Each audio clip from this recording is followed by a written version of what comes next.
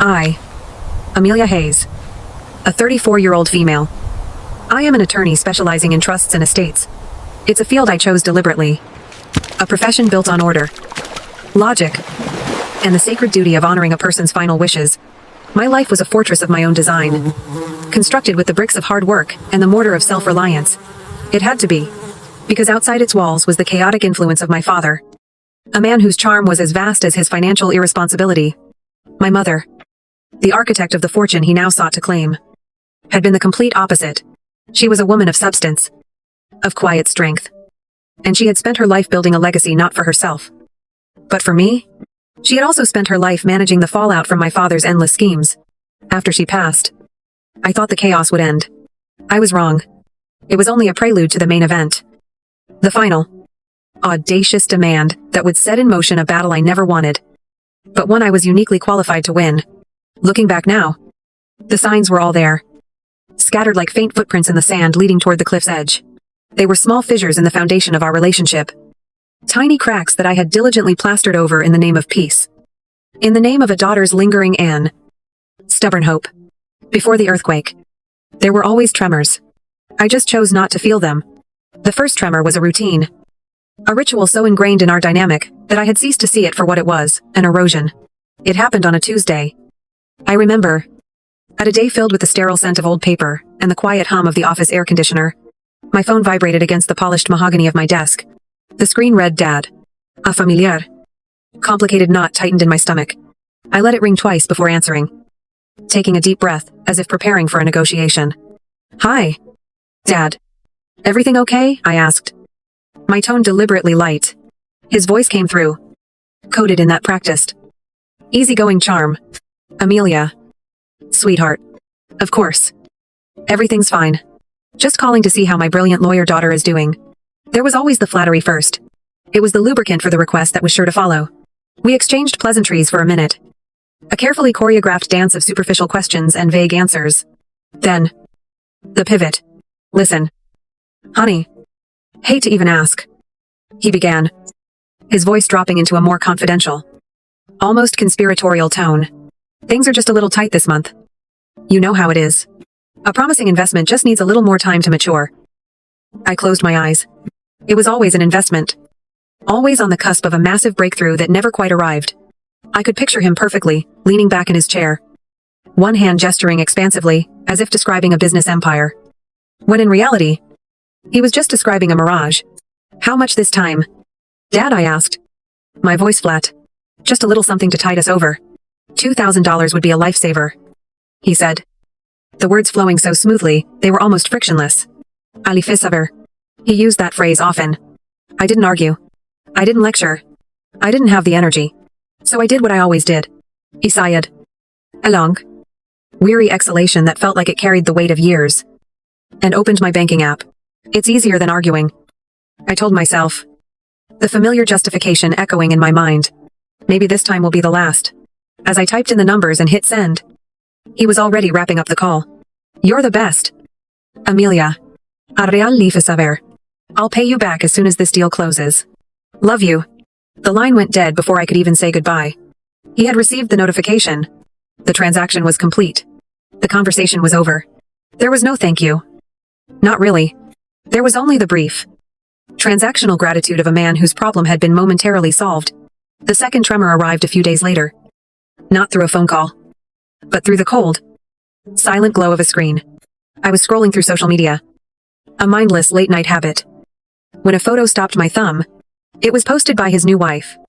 A's a woman 20 years, his junior with a taste for things that glittered. The picture was of the two of them on a pristine white sand beach, holding champagne flutes.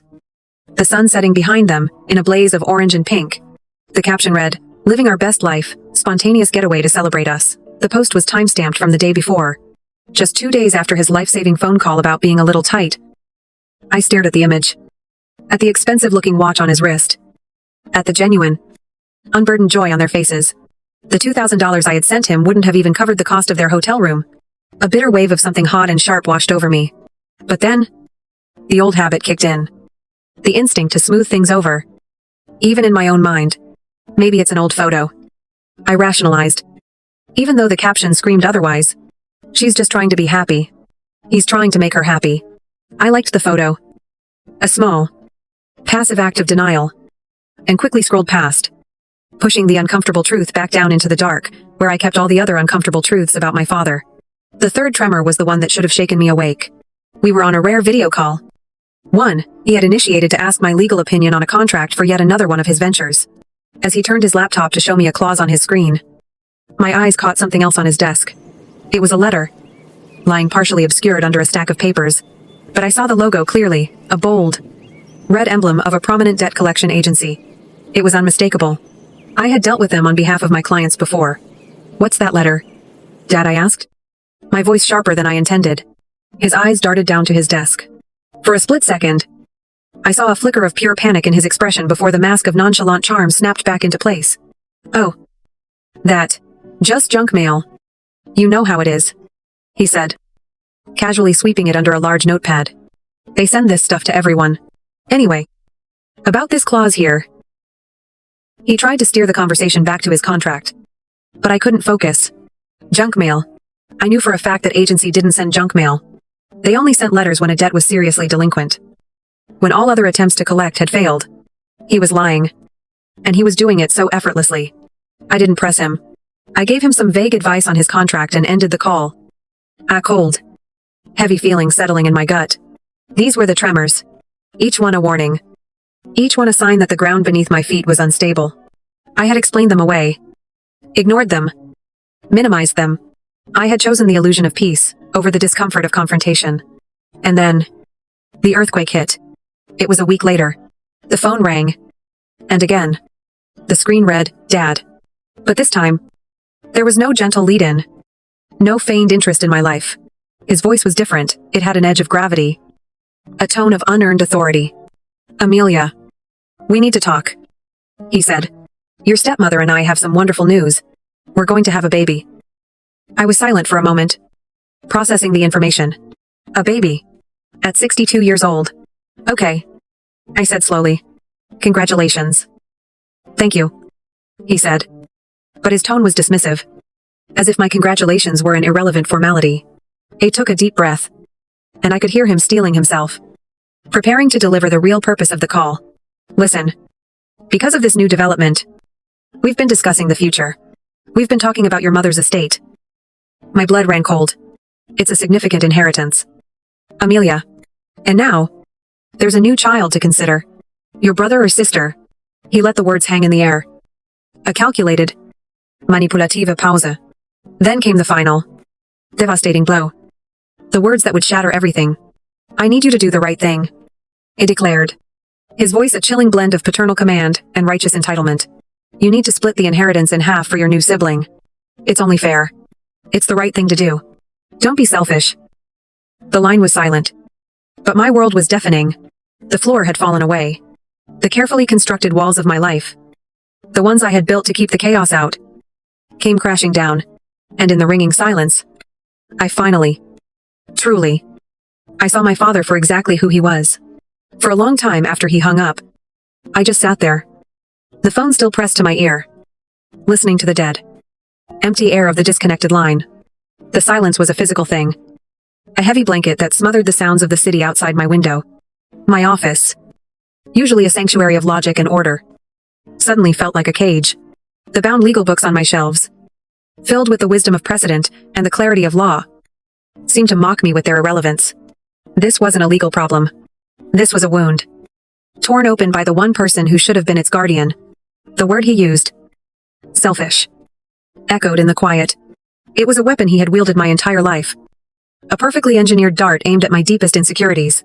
For years, it had always worked. But this time, something was different. The initial shock didn't give way to the familiar pang of guilt. It began to curdle, to harden into something cold and heavy. Like steel. I gave it a day. One full day to let the emotional storm pass, to ensure that I wasn't acting out of pure. It hurt. I approached the next phone call with the calculated calm of a lawyer preparing for mediation. I laid out my case logically, my voice even and measured. "Dad," I began. "I've reviewed Mom's will again. It's ironclad. Her instructions were explicit. The trust is solely in my name, for me to manage. There is no provision for any other heir. I was speaking the language of facts. Of documents. Two of the world in which I was an expert. He responded by setting that world on fire. Amelia. For God's sake. Stop being a lawyer, and start being a daughter. He scoffed. His voice dripping with condescension. This isn't about some dusty legal document. This is about family. It's about doing what's right for your own flesh and blood. Your unborn sibling. The words, your sibling, felt alien. A concept I couldn't grasp. I'm incredibly disappointed in you. He continued. His tone shifting to one of profound, theatrical sorrow. Your mother would be ashamed of this selfishness. After everything we did for you. That was it. The final, disparate manipulation. Invoking my mother's memory. Twisting it into a cudgel to beat me into submission. The coldness in my stomach solidified. Do not. I said. My voice dangerously quiet. Speak for her. You have no right. I ended the call. The hope for a reasonable conversation. A hope I hadn't even realized I was still clinging to. Died in that moment. It was a swift, clean death. A few days of tense silence followed. I tried to work. To lose myself in the complexities of other people's lives. But my father's words were a constant. Low hum of static in the back of my mind.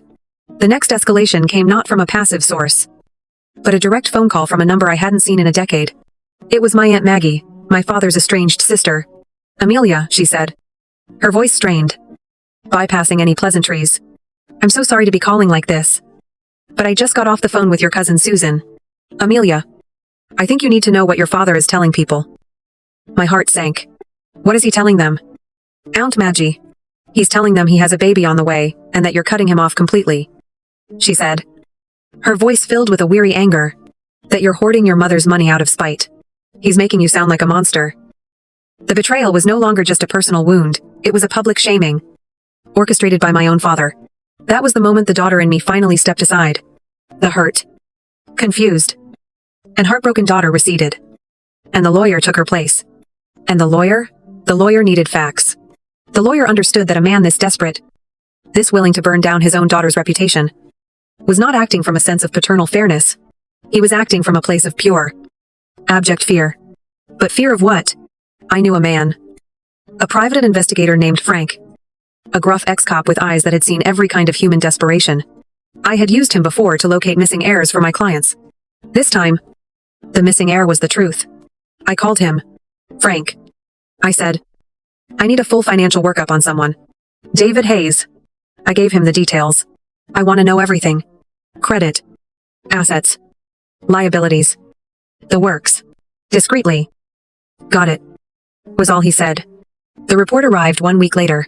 It wasn't an email. It was a thick manila envelope. Delivered by courier. Its weight in my hands feeling disproportionate to its size. I took it into my conference room. Closed the door. And sat at the long, empty table. My hands were perfectly steady as I unclasped the flap. The first page was a summary. Assets negligible. A heavily mortgaged house. A leased car. Liabilities. A staggering list that scrolled onto a second page. The lawyer in me absorbed the information clinically. The daughter in me felt a profound, hollow sadness. Then came the details. Pages and pages of them. Credit card statements. Each one maxed out to limits I didn't know a person could have. Store cards. Personal lines of credit. All of them bleeding red. There was a second mortgage on his house. Taken out just 2 years prior. A fact he had conveniently never mentioned. And then, I turned to the final section. The one that made the air leave my lungs in a silent gasp. The section titled, Other Liabilities. It was a string of markers from casinos in Atlantic City and Connecticut. Unpaid gambling debts totaling over $150,000. The dates on them spanned the last 5 years. A secret history of loss and desperation. It was a sickness. And I had been unknowingly funding it with my life-saving handouts. But it was the very last page. An appendix. That delivered the final, fatal blow. It was a copy of a notice of lien filed against his property. A creditor from one of his many failed business ventures was suing him. The amount of the lien. The amount they were demanding to avoid foreclosure and total financial ruin. It was written in stark black ink. I stared at the number. My vision blurring. It was almost exactly half of my mother's inheritance. It had never been a random number. It wasn't about fairness. It wasn't about providing a future for a new child. He was trying to buy back his own disastrous past. And he wanted my mother's legacy, to pay for it. The private investigator's report lay open on the conference table. Its stark black and white text painting a portrait of a life lived in a state of perpetual, self-inflicted crisis. For a long moment, I didn't feel anger. The shock had burned away, leaving behind a strange and unnerving clarity. It was as if I had been looking at a distorted reflection my whole life, and someone had finally wiped the mirror clean. The pain hadn't vanished, it had simply changed form. The dull, persistent ache of a daughter's disappointment had transmuted into the sharp, cold edge of a lawyer's resolve. I finally understood that I was not fighting with my father. I was dealing with a creditor. A deeply unserious man whose most significant liability was his own character. And in that cold, logical space, I knew what I had to do. An emotional war would be his victory. He thrived in chaos, in accusations and tears. A war of attrition, fought on the silent, unforgiving battlefield of the law, was a war he was not equipped to win. My first move had to be a feint, a strategic retreat, designed to lull him into a false sense of security. I needed him to believe his emotional terrorism had worked. I picked up the phone, my heart beating a slow, steady rhythm, and called him. I deliberately let my voice sound weary, hesitant, the voice of someone on the verge of surrender. "Dad," I began, letting out a long sigh. "I've been thinking about what you said. It's a lot to process." I paused, letting the silence stretch, forcing him to lean into the conversation. "I need some time to figure out the logistics, to talk to my financial advisor. But let me think about it." The satisfaction in his voice was immediate and palpable. It was the sound of a predator sensing its prey has weakened. "I knew you'd come around, sweetheart," he said, his tone dripping with patronizing warmth. "I knew you had your mother's good heart. Take all the time you need. Just do the right thing." He thought he had won. He thought I was figuring out how to give him the money. He had no idea I was figuring out how to ensure he would never see a single cent. With my father temporarily placated, I moved to the next phase, to defeat a man like him. I needed more than just legal facts. I needed to understand his history of manipulation. I called the one person who had just proven she was on the side of the truth. The one person who knew that history, as well as my mother did, my Aunt Maggie. Her voice was filled with a weary empathy when she answered. "Oh, honey," she sighed, after I explained the full extent of the PI report. "I'm so sorry. He hasn't changed a bit. Has he always a new scheme? Always a new story about how he's on the verge of greatness. He did the same thing to our own mother with the family farm. Convinced her he could triple its value. Got her to sign it over. And nearly ran it into the ground before she finally took it back. He knows which buttons to push. Amelia. He always has." Hearing her words, hearing my own experience mirrored in the past, was a profound validation. I wasn't being overly sensitive. I wasn't being selfish. I was dealing with a pattern. A lifelong pathology. We talked for nearly an hour. And as we were saying our goodbyes, she hesitated. "Amelia, wait," she said, a new note of urgency in her voice. "There's something else. Something I probably should have told you after your mother passed. But the timing never felt right. Just before she got really sick, she mentioned something to me. She said she had put some things away for you. For when you'll need it most, is what she said. She was worried about your father. Even then, she mentioned something about her old safe deposit box at the First National Bank downtown. The one she used for years. She made me promise not to tell you unless you were truly in trouble with him." A current of electricity shot through me. "A safe deposit box." "Yes," Maggie confirmed. "I don't know what's in it. But she was very clear. It was for you. And it was for this exact situation." The next morning, I was at the bank when it opened. The process was formal and somber. I presented my mother's key, which I had found in her jewelry box years ago, and my own, as she had legally made me a co-signer on the box before she died. A stoic bank employee led me into the vault. A place of cold, silent reverence. The air was still and cool, smelling of metal and time. He retrieved the long, slender metal box and placed it on the table in a private viewing room, closing the door softly behind him. For a moment, I just stared at it. It felt like a time capsule. A final message from a world that no longer existed. My hands were trembling slightly as I lifted the lid. Inside, nestled on a bed of faded velvet, they were items I recognized: my grandmother's pearl necklace, some old savings bonds, a few of my mother's favorite first edition novels, and underneath them all was a thick, cream-colored envelope. My name was written on the front, in my mother's elegant, familiar script. For Amelia. My breath caught in my throat. I carefully broke the seal. Inside were several pages, filled with her handwriting. It wasn't a will or a legal document. It was a letter. A letter from a mother to her daughter.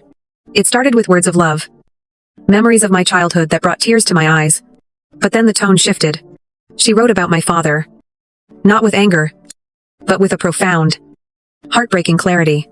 She wrote of his charm and his dreams, but also of the deep, unsettling irresponsibility that always followed. She detailed his financial mistakes, the very ones the investigator had uncovered, confirming she had been aware of it all. I have spent my life, she wrote, building a wall to protect you from the chaos. This inheritance is the final brick in that wall.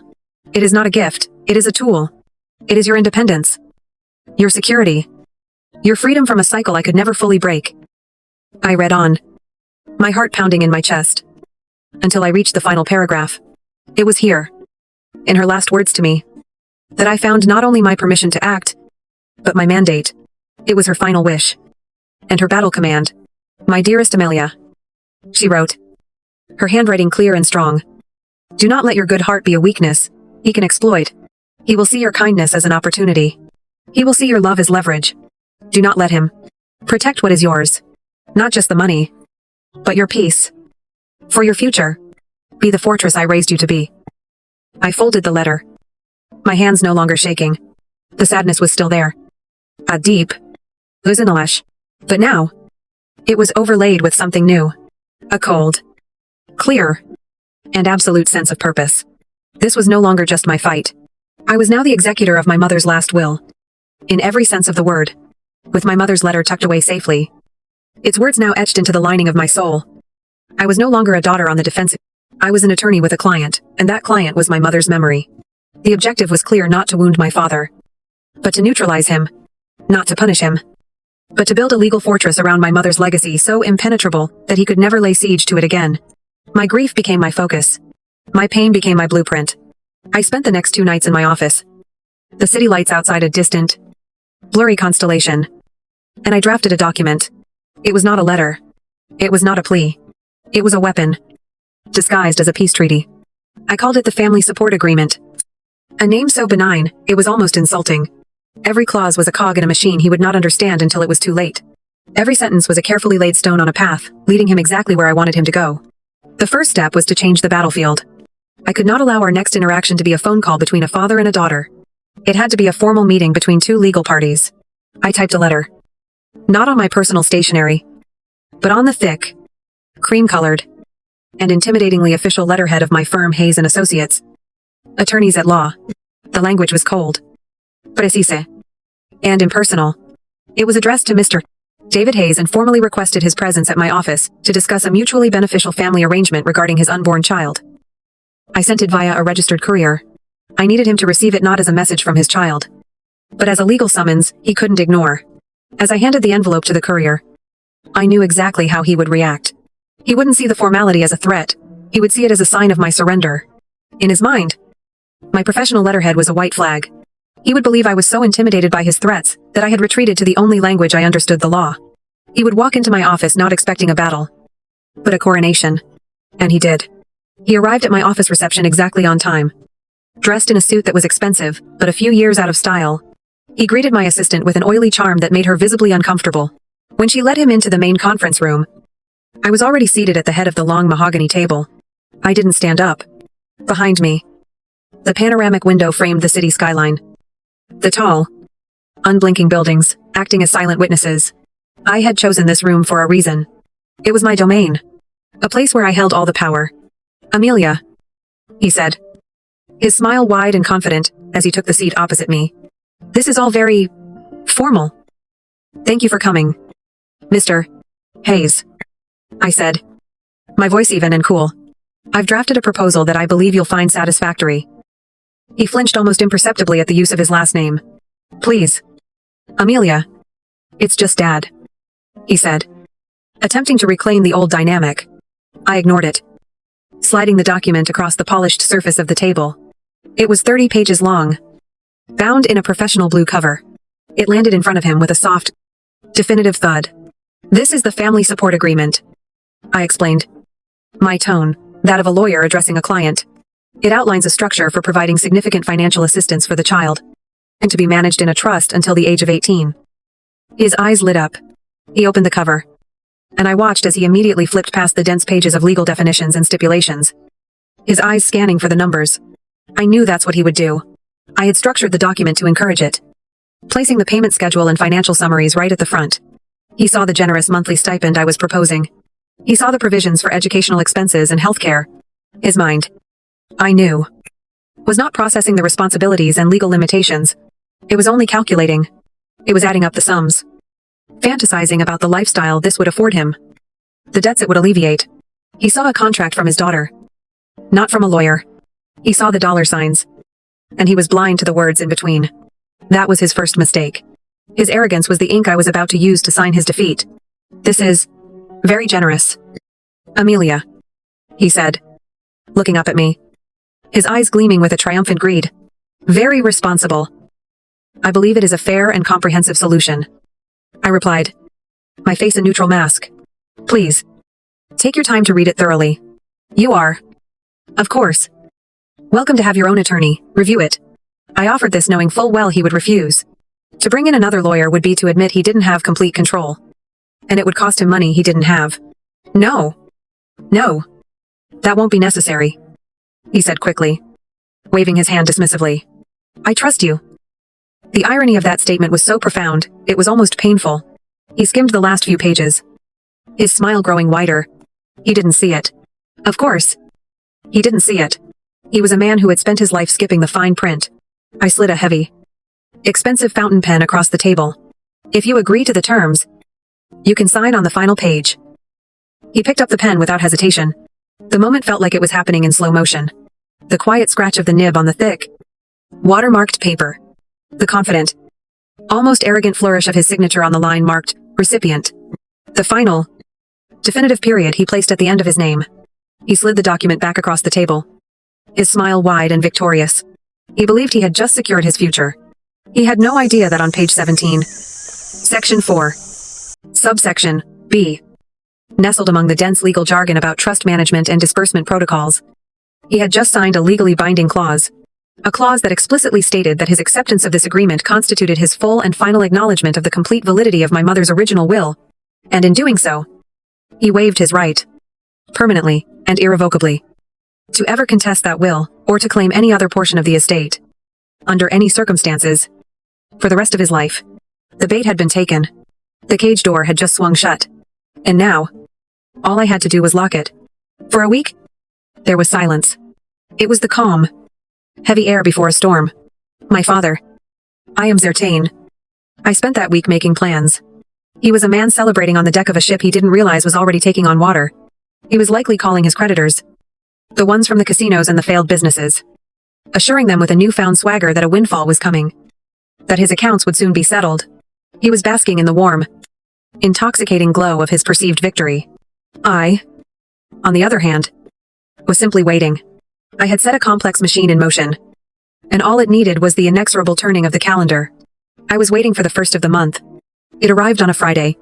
I knew the exact moment the transfer from my mother's estate to the newly created trust account would be executed. 10 o'clock in the morning. I pictured him checking his own accounts, seeing nothing, and then logging into the portal for the trust I had set up for him. He would have seen the deposit, the first generous monthly payment, sitting there in pristine digital numbers. The relief he must have felt would have been euphoric. And then, he would have tried to move it. My phone rang at 10:30. The caller ID was his new wife's number. He was likely too agitated to use his own. I let it ring until the fourth time before I answered, placing the call on speakerphone in my quiet office. Amelia, he barked, his voice tight with irritation. There was no preamble. No charm. There's a problem with this trust account. The money is in there. I can see it. But I can't transfer any of it out. The bank is saying it's restricted. You need to fix it. I took a moment, letting him stew in his own impatience. There's nothing to fix, Dad, I said, my voice deliberately placid and professional. It's functioning exactly as designed. What are you talking about? What good is the money if I can't use it? He demanded, his voice rising. The money isn't for you to use, I explained calmly. It's for the child, as stipulated in Section 7 of the agreement you signed.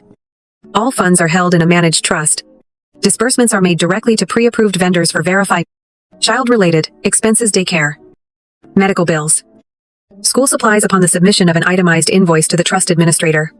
And, as per the agreement, I am the trust administrator. The silence on the other end of the line was thick with dawning horror. I could almost hear the frantic gears turning in his head. So, I can't touch any of it. That's correct, I confirmed. It's a standard feature to protect the beneficiary's interests. I'm sure you understand. He didn't understand. He sputtered for a moment. A string of incoherent, angry noises. Before hanging up abruptly. The first bar of the cage had just slammed shut. The money was visible. A tantalizing promise just beyond his reach. But it was utterly useless for his actual problems. It couldn't pay a single one of his gambling debts. His next move was as predictable as it was desperate.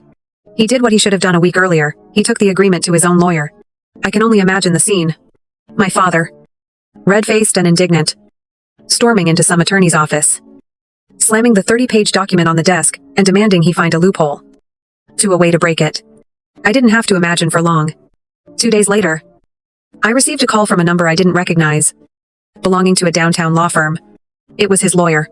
He sounded exhausted. Ms.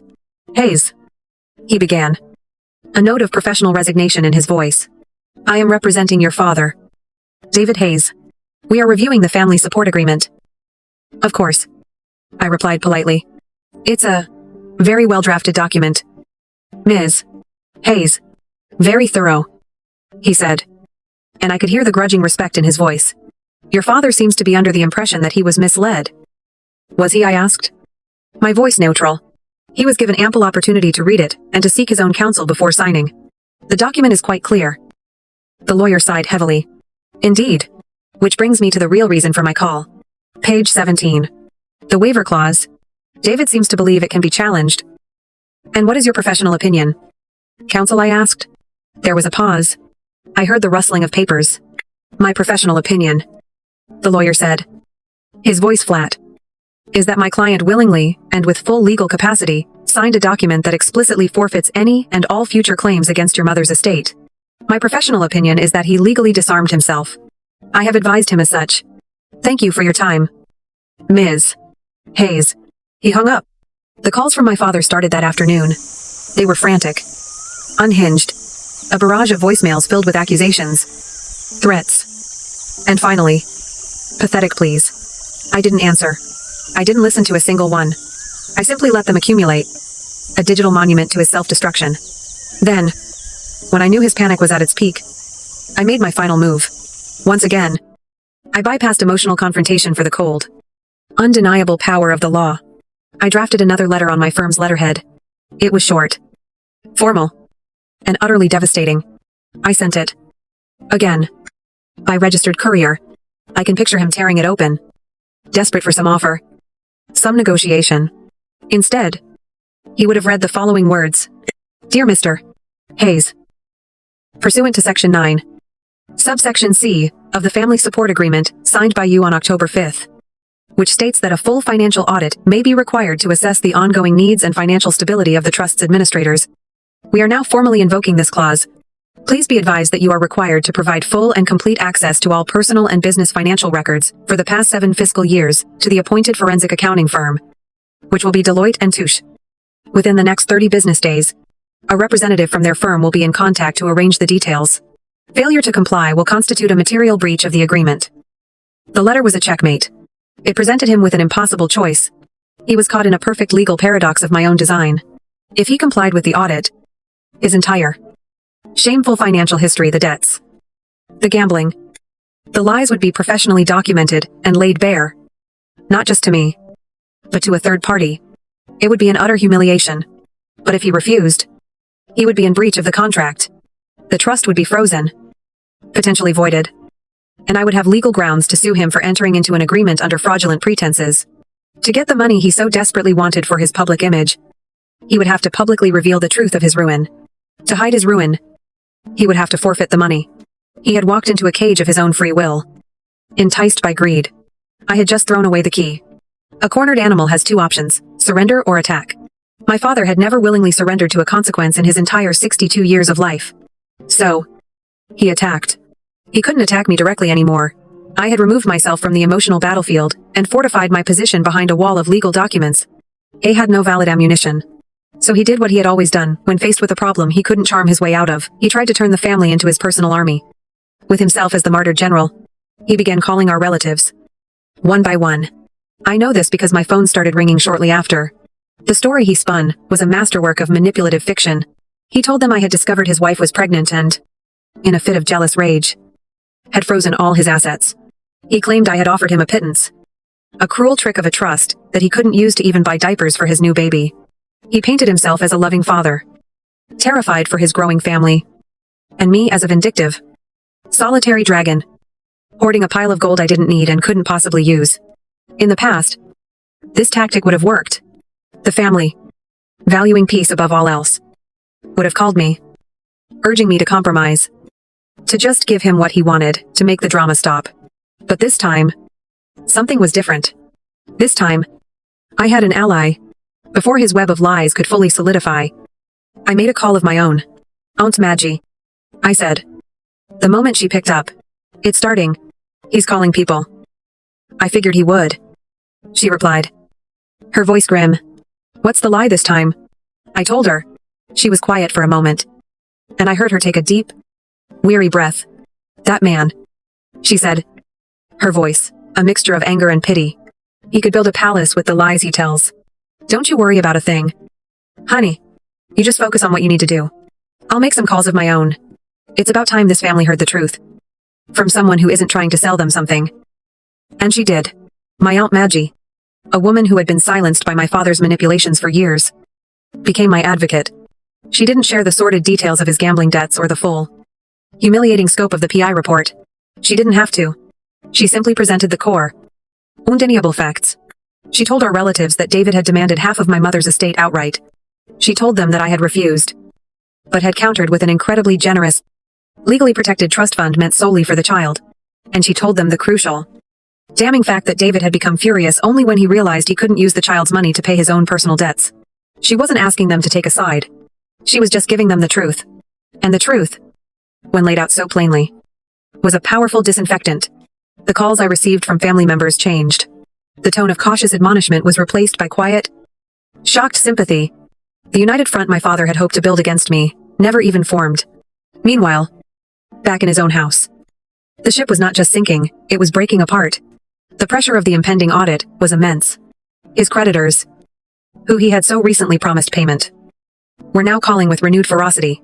But the greatest pressure, I would later learn, was coming from inside his own home. His new wife, Jessica, had signed up for a life of comfort and ease, funded by a charming, wealthy older man. The man she was now living with was none of those things. He was a desperate, corneret dictator, and his charm had curdled into a bitter, resentful anger. Her dream was dying, and she was terrified. She had started intercepting the phone calls from debt collectors. Her voice, I'm told, growing shriller with each one. The fights between them became legendary. According to the neighbors, she accused him of lying, of trapping her. He accused her of being a gold digger who only cared about his money. They were both right. Theirs had always been a transactional relationship. And the moment the transaction failed, the relationship imploded. The alliance, built on the shifting sands of greed, that was being washed away by a tide of reality. The final betrayal came on a Wednesday evening. I was working late, reviewing a client's file, when my phone rang. It was an unknown number.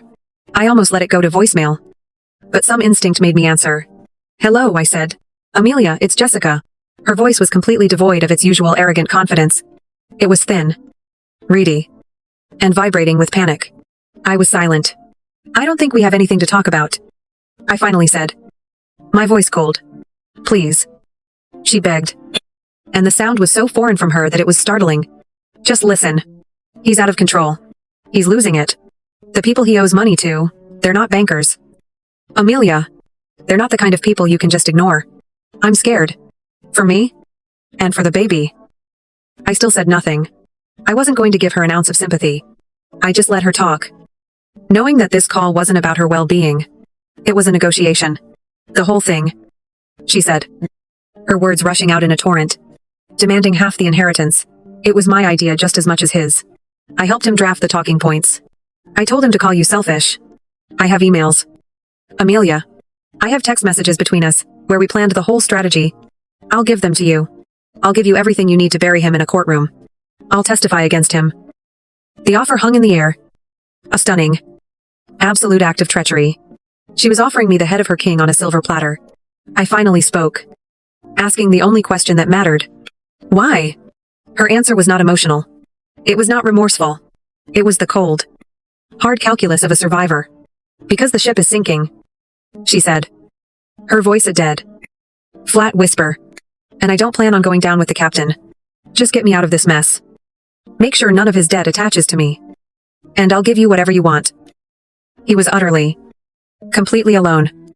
Betrayed by the very person who had helped him light the match. The war was already over. All that was left was his unconditional surrender. I thanked Jessica for her offer. Then politely declined.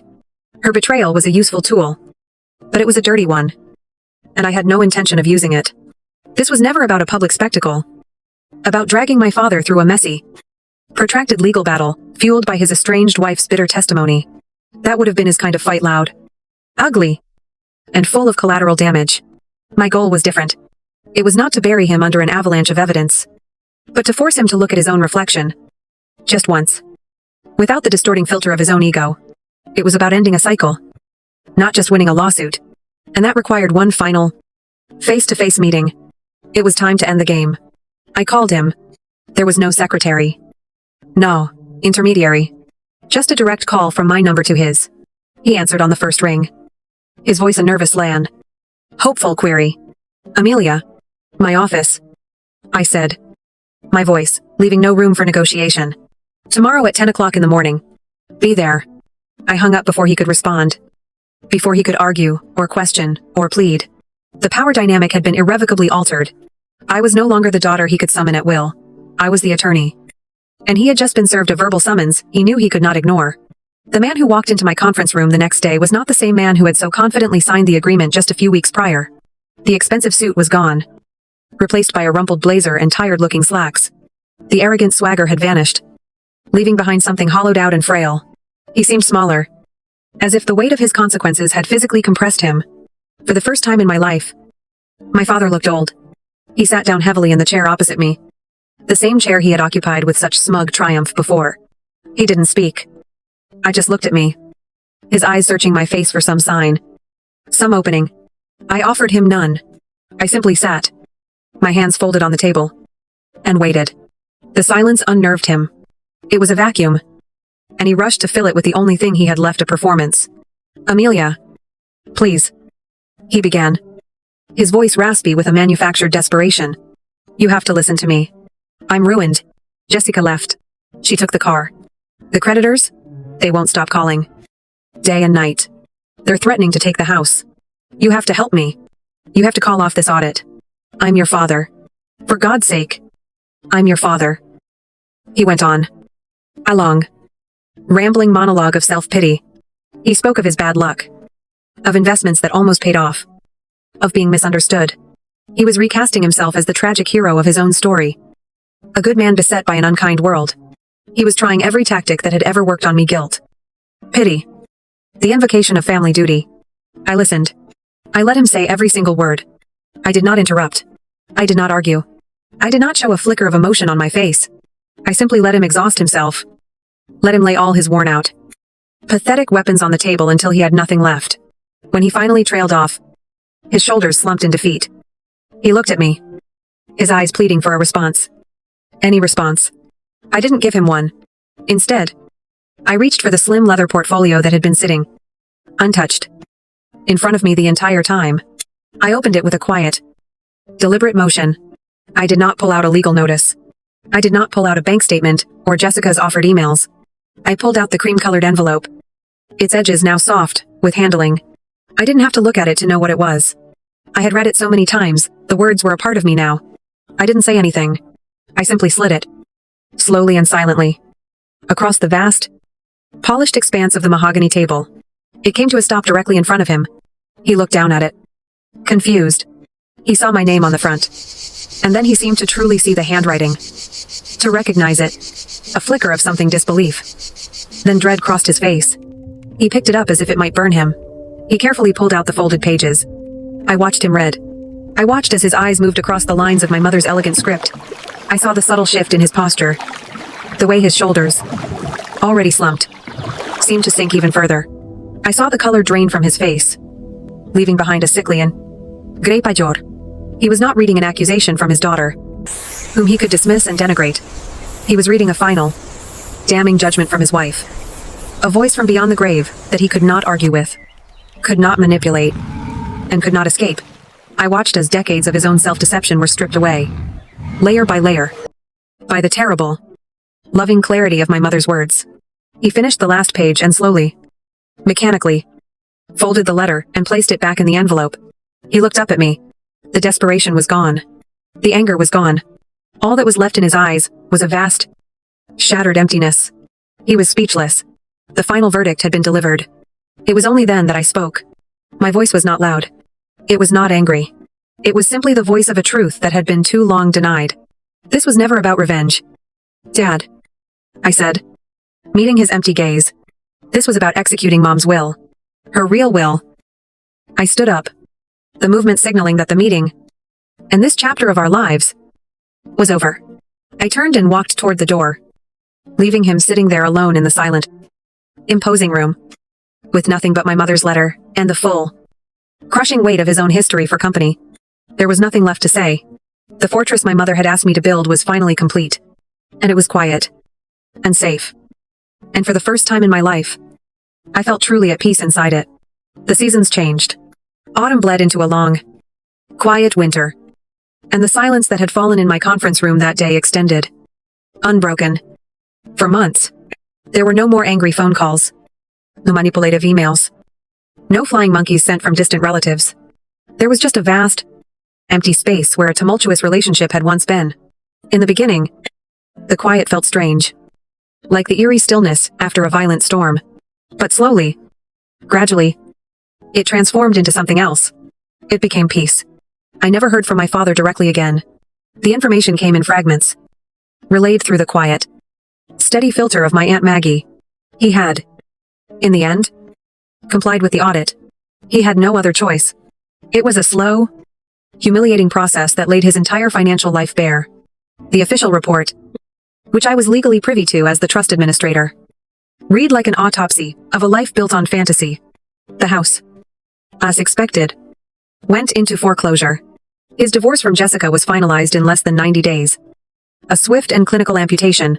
The last I heard, he had moved to a small, rented apartment in a town 100 miles away. He was working, for the first time in decades, in a real, salaried job as a salesman at a car dealership. He didn't end up on the street. He wasn't destitute. He simply ended up with a life that was the direct and unvarnished result of his own choices. For the first time, there was no one else to bail him out. No one to blame. And no one's legacy to mortgage for his own mistakes. In its own way, it was a more profound and fitting justice than any courtroom could have delivered. As for the trust for his new child, I administered it to the precise letter of the agreement. Every month, the funds were deposited. When the baby was born, a boy, I received invoices for hospital bills, for diapers, for formula, sent from Jessica. I approved every legitimate expense without comment or delay. My duty, as outlined in the document, was to the child. And that was a duty I would honor. It was, after all, my mother's money. And my mother had always been a protector of the innocent. With the chaos finally silenced, I found myself with a new sense of purpose. My mother's final wish had been for me to be a fortress. But a fortress isn't meant to just keep things out, it's also meant to protect what is precious inside. Her legacy wasn't just the money, it was the principles she lived by: strength, integrity, and a quiet, unyielding grace. And I decided the best way to honor that legacy was to put it to work. 6 months after that final meeting, on a bright, crisp spring afternoon, I stood on a podium at my old law school.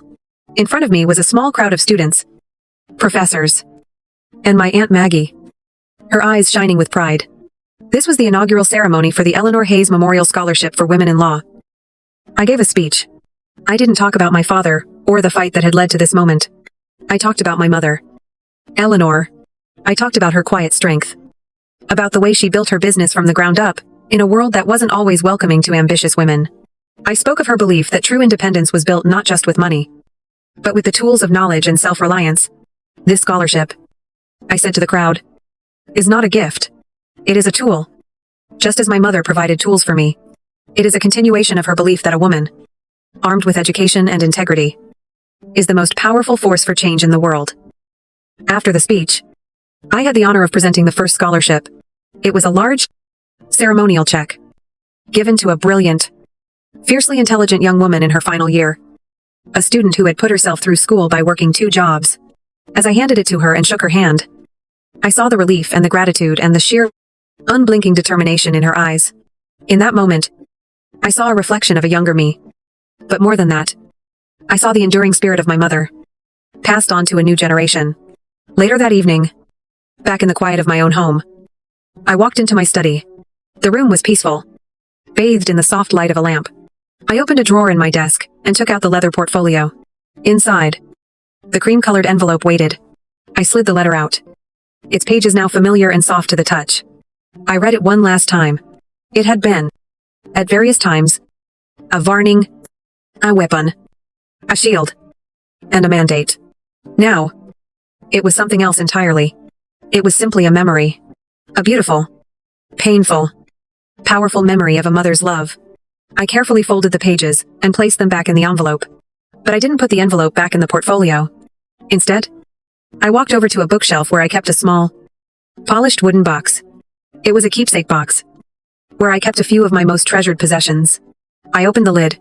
Inside was a faded photograph of my mother and me at the beach, both of us laughing into the wind. I gently placed the letter beside it. Then, I closed the lid with a soft, final click. Its contents were now a part of my history, not a part of my present. I had not destroyed my father. He had simply collided with the consequences of his own life. My victory was not in his defeat. It was in this quiet moment, in the peace that had settled deep in my bones. I had protected my mother's legacy, not the money, but her true legacy, the strength she had instilled in me. The fortress was built. The battle was over. And for the first time, the future felt like an open, sunlit field, waiting for me to walk into it. Amelia's story teaches us a difficult but powerful lesson sometimes. The greatest battle we face isn't against another person's greed, but against our own lingering hope that they might one day change.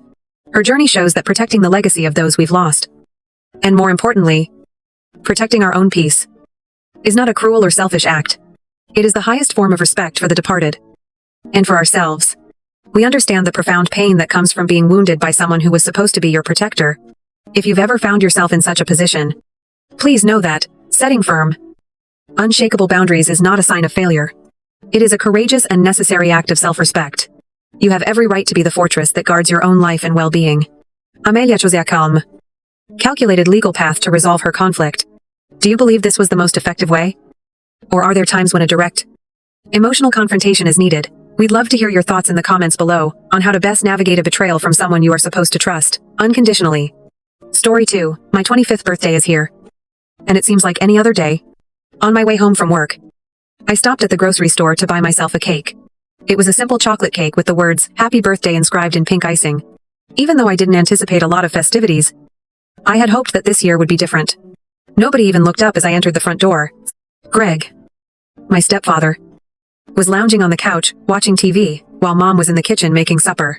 As usual, his children, Jason and Amber, were riveted to their phones, setting the cake on the kitchen counter. I declared, "I'm home."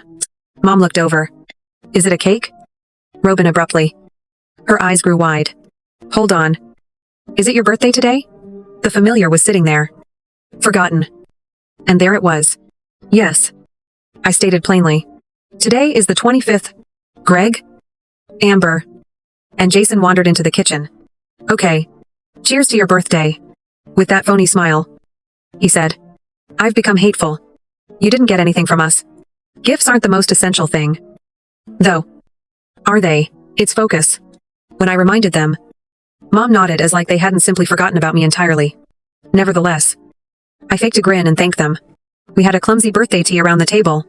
I excused myself to take a quick shower and change out of my work clothes. I came back to find that they had eaten most of my cake, leaving me a pitiful little piece. Normal. Reminiscences came flooding back as I sat there plucking at my little slice of cake. This disdain was nothing new. For the past 7 years, that had been my reality. Because my mother married Greg when I was 18.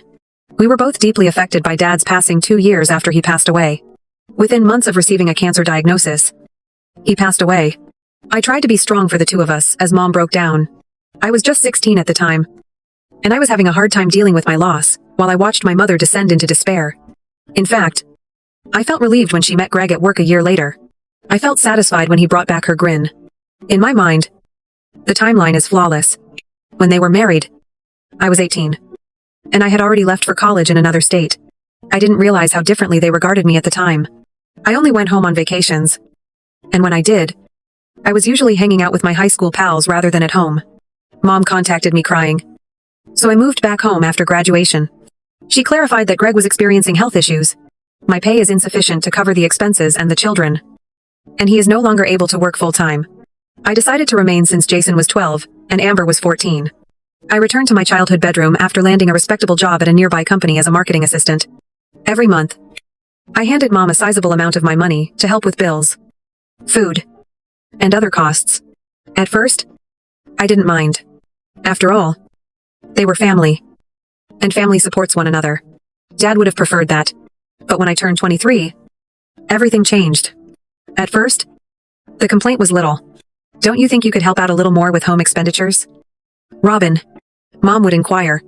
These days, everything is becoming so costly.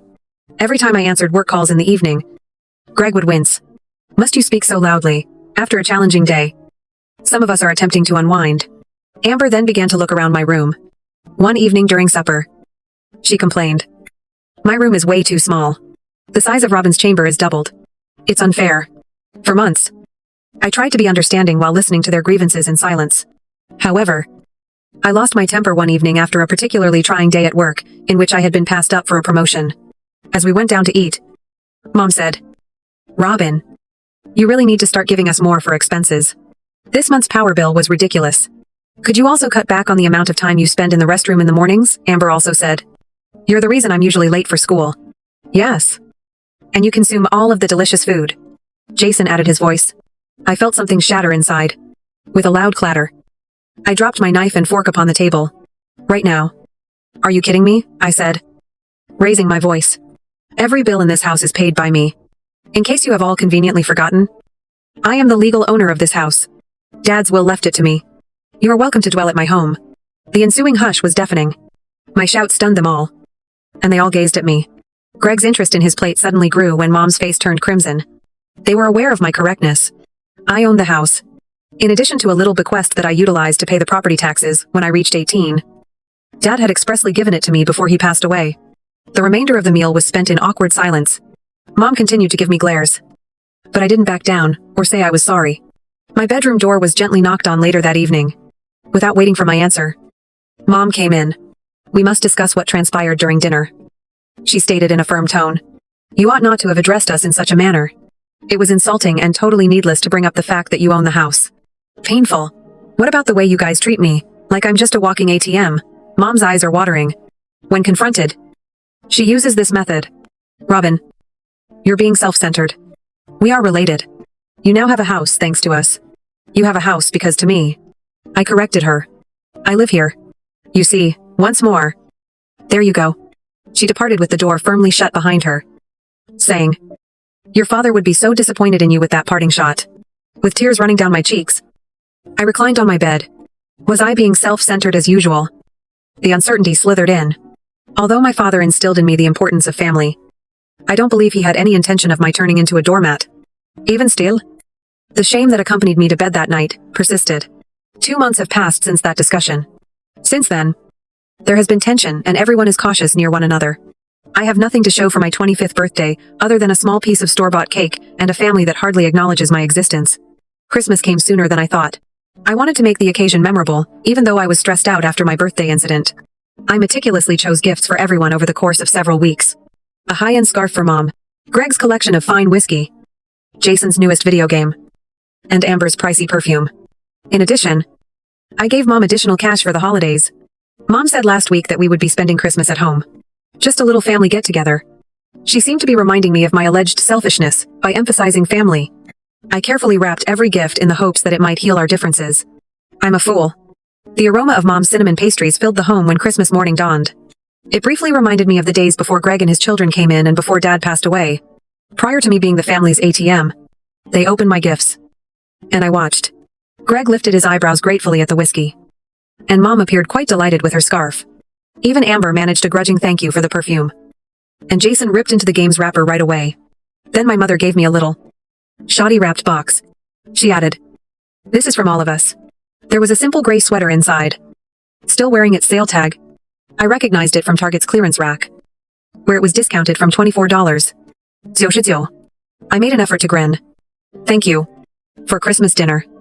We sat around the dining table. With a feast? Mom had gone above and beyond.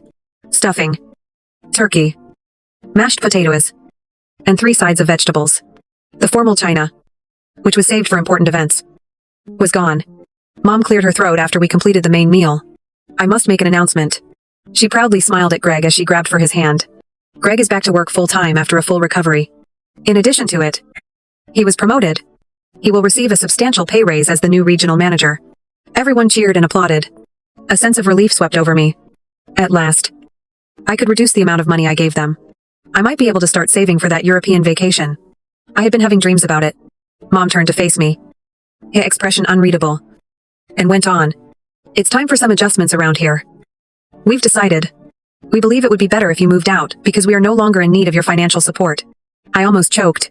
What as if she hadn't just dropped a bombshell. Mom went on. Amber will be taking your room. She needs more room as she gets older. Amber enthusiastically clapped her hands. I've chosen fresh paint colors already. Contemplating a lavender motif. I gaped at them in disbelief. Let me clarify. For the past 3 years, I have been providing for your entire home by purchasing your food and paying your expenses. And you're throwing me out now that you don't need my money. Robin. It's not like that. You are now 25. Isn't it time you got a home of your own? The majority of people your age no longer reside with their parents. The majority of people my age do not provide for their parents and step-siblings financially. Amber laughed. And I shouted back. You may still purchase food and pay our bills if you'd like. We will not refuse free money. Except for me. Everyone at the table laughed. Without saying another word. My cheeks burned with shame and rage. I slammed the door behind me as I headed to my room. As they continued their Christmas party downstairs, I laid in bed and listened. The floor echoed with their laughing. As I lay there, each blast like a dagger twisting in my chest. The last 3 years' worth of memories came flooding back to me like a depressing movie reel. When I couldn't afford the trip and the expenses for that month. I missed a friend's destination wedding. I declined the promotion as it would have entailed moving. Since Mom was constantly requesting a little extra, I couldn't justify getting a new car. So I continued to drive my dad's old Honda, which had 200,000 miles on it. My birthday is this month. My birthdays. My God. Birthdays that had been ignored or barely recognized over the previous 7 years suddenly came flooding back. The moment my mother brought me dish towels, Greg sent a $5 gift card to a coffee establishment that year. Amber and Jason didn't even recognize me on my birthday. Too preoccupied with their own lives to pay attention. In the meantime, I recalled how extravagantly I had attended their 50th birthday celebrations for Mom. For Amber's 16th birthday, I planned a surprise celebration and bought her the watch she had been coveting for months. Last year, I made a significant contribution to the extravagant celebration that Greg and Mom organized for Jason's birthday. I gave him the game system he requested. Like a pressure cooker. The wrath grew within of me. All of them had taken advantage of me. And they were throwing me out like yesterday's garbage now that Greg got this promotion. They appear to have overlooked one important point. Though I lived here. When Dad passed away, he gave it to me. He was aware of my deep affection for this location. With the window seat in my bedroom where I used to spend hours reading, and the creaking third step, he ensured that I would always have a place to call home. And now they sought to rob me of that as well. My melancholy was quickly turning into a calculating, icy rage. They were in for another surprise if they believed they could push me about. I had changed from the innocent 18-year-old, who was yearning for her mother's praise, and would stop at nothing to maintain harmony in the household. I sat up after wiping away my tears. It was enough. I've spent too much time being a doormat. It was time for me to assert myself. Actually, get up. Not only short-lived tantrums followed by complacency and remorse, I took out my laptop and began reading up on tenant rights, eviction procedures, and property laws. Despite the fact that we lacked a written leasing agreement, it was time for me to act like the legitimate owner of this mansion. I made my choice as midnight drew near, and the noise of the festivities finally subsided. They want my departure. All right. However, They would also be leaving. I had had enough of sharing this place with people who didn't value me. The following morning, I had a clear plan and got up early. There was silence in the house. After their Christmas feast, everyone was still asleep. Dad used to store his tools in the garage. So I slipped down there after putting on some clothing. I discovered a strong wooden stake there. I went back to my room and took out a piece of thick cardboard, the sort that comes with brand new dress shirts from my closet. I carefully wrote "for sale" in large, strong letters with a red marker. I then filled a bag with necessities like clothing and toiletries. I had previously located a vacant motel in the area. It wasn't luxurious, but it was clean and reasonably priced for a few days as I considered my options. I sneaked out the front door, attached my improvised "for sale" sign, and drove the stake into our front grass. It was challenging because the ground was partially frozen, but I was strengthened by my will. When it was safe, I took a step back to inspect it. Seeing those words, for some reason, made my choice seem true. Without turning around, I got into my car and drove off. The majority of the guests had departed after Christmas, so the hotel was quiet. After checking in and carrying my suitcase to the room, I finally took a deep breath. I sat on the bed and reflected on what I had just done, while turning on the TV for background noise. My phone blew up 3 hours later. The calls came first. Greg, Mom, and even Amber. Then came the flood of text messages. Why is this sign on our yard? Robin, it was Mom's first text. Give us a call back right now, Greg demanded, until the count hit 20. I chose to disregard them all. Missed phone calls. I then wrote a single, concise message. I own the house. I'm fed up with the way you all handle me. I made the decision to sell it and purchase a flat close to my place of employment. You ought to begin your search for a new residence. Right now. I don't want to see any of you. Mom's reaction was instantaneous. This cannot be done to us. We also call this place home. What are we meant to do? Then you are being avaricious and unkind. Following everything that we have done for you. That made me chuckle out. And I shut off my phone. I needed time to me. Free from their manipulation, guilt, and trips. There was an odd limbo during the week between Christmas and New Year's. I continued to stay at the motel. Disregarding the increasing volume of missed messages and calls, I located a short-term rental apartment on January 2nd and transferred my few possessions there. The next thing I did was call a lawyer. I located property law expert Thomas Harrington and made an appointment for a consultation. After I recounted my circumstances, he remarked, "You inherited the house from your father when you were 18. Right indeed. In addition, I utilized a little sum of money to cover my property taxes." He took notes while nodding. "And you've been making a substantial contribution to home expenditures and paying the utilities since he returned at the age of 22, indeed. Around 70% of total household expenses. Additionally, you and your mother never had a formal renting agreement." "No. Nothing is documented." Thomas reclined in his seat. "Legally speaking, Miss Coleman, you have a solid case. The property is all yours. Without a lease, you have been paying your utilities and taxes. In a sense, your mother and her family are visitors in your house. That I may request that they go. Of course, we can draft an eviction notice that will give them a fair amount of time to leave. In situations like these, 2 weeks is typical. We can engage the police if they don't cooperate." I felt a wave of relief. Come on. Let's do it. That day, we wrote the notice of eviction. It was a direct and official donation. Mom and Greg have only 14 days to leave the property. To make sure they couldn't say they never got it, Thomas recommended sending it via certified mail. Mom called 3 days later. I nearly didn't respond, but I felt compelled to. With a strained voice, she said, "We need to talk." I consented to meet on neutral territory, a cafe downtown. Mom and Greg were already sitting at a corner table when I got there. Mom had crimson rims around her eyes. Greg seemed uneasy. This eviction cannot be taken seriously. When I sat down, Mom said, "I mean it." With tears in her eyes, she added, "But we have nowhere to go. You can't locate a place and move in 2 weeks. Before ordering me to vacate my own home on Christmas Day, you ought to have given it some consideration." Calmly, I answered.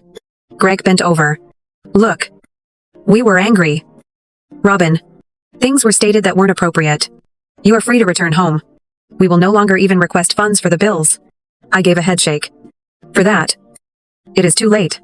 You expressed your emotions clearly." Mom broke down in tears. "You're being so mean now. Following all I've done for you, including raising and taking care of you. I'll bring you before the judge. I'll sue you for all of the expenses I incurred when you were a college student." I had expected this. I've already spoken to my lawyer about it. I'll countersue you for 7 years worth of rent payments for residing in my home if you sue me for all of your debts. In our neighborhood, the average monthly rent is $1. Babe. It's more than $150. Ling ling ling. Tell me. Please. Her face was devoid of color. Without saying another word, she snatched up her bag and hurried out.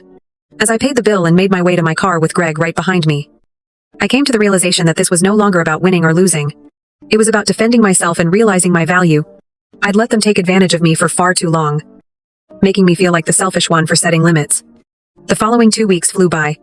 I devoted my evenings to researching local real estate valuations and house renovations. While I put myself into my profession during the day, I wanted to receive the most money for the house if I ever decided to sell it. On the day of the eviction, my attorney Thomas proposed that he come to the residence with me. In case it became difficult, I concurred. Thank you for your support. At precisely 10 in the morning, we drew up to the curb. There was a moving truck in the driveway, partially loaded with boxes and furniture. Jason, Mom, Greg, and Amber were all outside loading their things. They froze when they saw my automobile. Anger solidified into a mask on Mom's face. Greg wrapped her shoulders in his arm. Jason and Amber gave me blatantly hateful looks. As we got closer, Thomas replied, "Good morning. Our goal is to make sure the eviction goes forward as mandated by law. We are leaving." Greg replied sharply, "The legal muscle is not required. Until we find a solution. We have been renting an apartment across town on a month-to-month basis." I gave a nod. "I'll be in my car waiting. Tell me when you're finished. Please." I turned to go. Mom yelled, "Your father would have wanted this. Right. For you to abandon your family on the streets." "Robin," I paused and turned to her. "Dad wanted me to be safe and surrounded by unconditionally loving people. The lady you become would be unrecognizable to him." She flinched. However, I took no pleasure in her suffering. For the next 3 hours, we were just sorry about what we had lost. I saw people live their lives piece by piece as I sat in my automobile. Books, clothing boxes, appliances, and furniture. Every now and again, Thomas would come to see how things were doing and make sure they weren't stealing anything from the home itself. Before Thomas and I entered the house, we waited until the moving truck and their vehicles had driven off down the street. I prepared myself for what I may discover. It was worse than I thought it would be. They had taken as much as they were legally allowed to take. Every appliance was gone. Stove and refrigerator, dishwasher, dryer and washer. The keys were on the kitchen counter, as Greg had mentioned, and there was exposed wire where the bathroom light fixtures had been taken out. The toilet paper holders, towel racks, and shower heads had all been stolen. As Thomas noted on his clipboard, they've stripped the place. Some of this could go too far and cause property damage. I cataloged the damage in what had been my bedroom as I went through each room. In Amber's room, they pulled out a piece of carpet. Shelving had been torn out, leaving gaps in the walls. I had admired the chandelier in the dining room since I was a youngster, but it was gone. "Would you like to take additional legal action?" Thomas inquired. "We may argue for compensation." After giving it some thought, I shook my head. "No. All I want is for this to end." I took a seat on the bottom step of the stairs after Thomas had departed. With all the furniture gone, this was the last remaining spot to sit. There was a strange hush in the house. A thick, oppressive silence. I had prevailed. In a technical sense, my home was back. How come I felt so empty? Then my buddy Kayla texted me, and my phone buzzed. "How was it? Do you want me to visit?" I answered. After half an hour, Kayla showed up with Chinese cuisine, a bottle of wine, a portable speaker, and takeaway. Spiritual first aid. After putting everything on the kitchen floor, she made the announcement. We sat cross-legged on the bare floor and ate straight from the containers. "What comes next?" "Then first," she inquired in between modest primary repairs. I mentioned that I had previously contacted contractors to get prices for the necessary appliances, plumbing, and electrical work. After that, I'll choose to sell or stay. "What about your mother?" I let out a sigh. "I'm not sure. A part of me wishes I would never talk to her again. She misses her former self in another way." Kayla gave a nod.